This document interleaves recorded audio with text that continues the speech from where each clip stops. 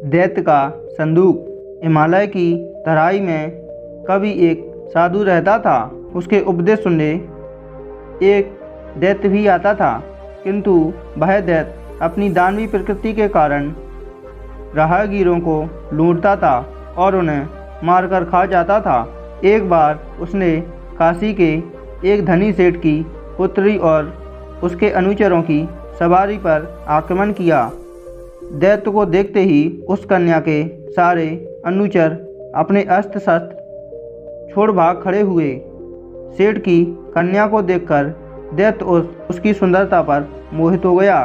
उसने उसकी हत्या न कर उसके साथ ब्याह रचा लिया। इस डर से कि वह सुंदर कन्या कहीं भाग न जाए, वह उसे एक संदूक में बंद कर देता था। फिर वह उस संदूक को निगलकर अपने पेट में छुपा लेता था। एक दिन वह दैत्य आकाश मार्ग से उड़ता हुआ साधु से मिलने जा रहा था। तभी उसकी नज़र एक सुंदर झील पर पड़ी।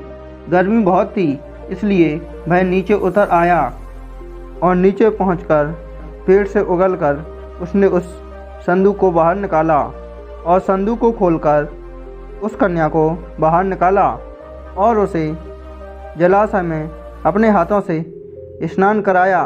उसके बाद वह स्वयं जलाशय में स्नान करने लगा। वह कन्या झरने के पास हरी दूबा खड़ी थी। तभी वह कन्या उस दूबा में खेलने लगी। तभी कन्या की नज़र उड़ते हुए वायुपुत्र पर पड़ी, जो एक महान जादूगर भी था। वायुपुत्र को देखकर कन्या ने उसे इशारे से अपने पास बुलाया। फिर प्रेम कीड़ा करने लगी। फिर प्रेम कीड़ा करने के लिए उसने उसे संदूक में बैठने को कहा।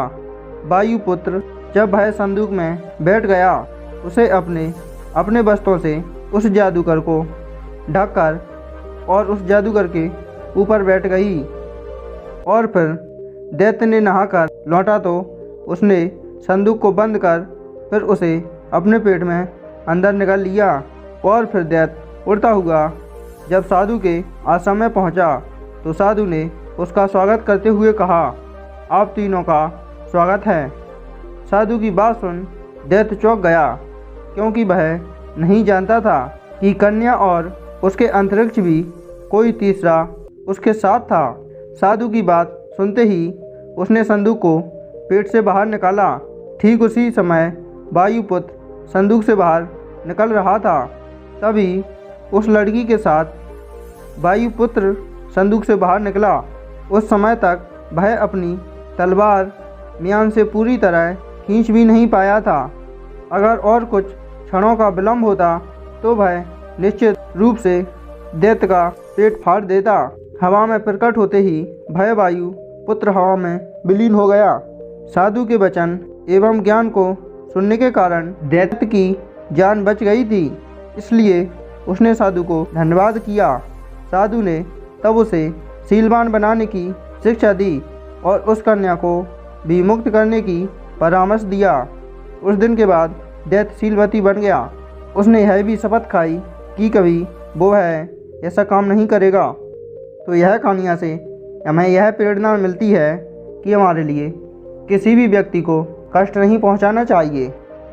तो यह वीडियो आपको कैसी लगी हमें कमेंट बॉक्स में ज़रूर बताएं। और अगर वीडियो अच्छी लगी हो तो वीडियो को लाइक करके अपने दोस्तों के साथ शेयर करें।